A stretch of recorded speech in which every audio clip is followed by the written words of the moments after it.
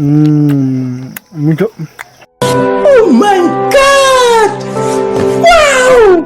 आफ्नै करेसाबारीमा फलेको प्यापिनोबाट चाहिँ आजको दिनको सुरुवात गर्दैछौँ मित्रहरू।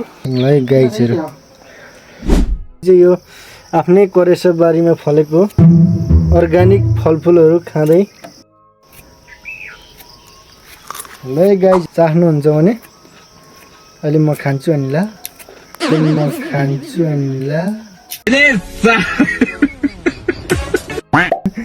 अनि स्वाद कस्तो छ भन्नु ल।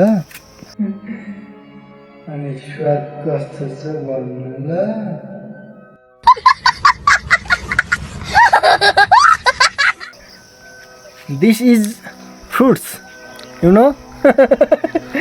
कस्तो हुन्छ है गाइज, मिठो।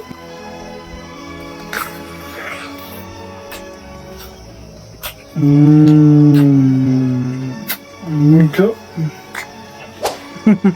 पेपिनो फ्रुट्स। यसको चाहिँ प्रेसर, सुगर, कोलेस्ट्रल यस्तो रोगहरूलाई चाहिँ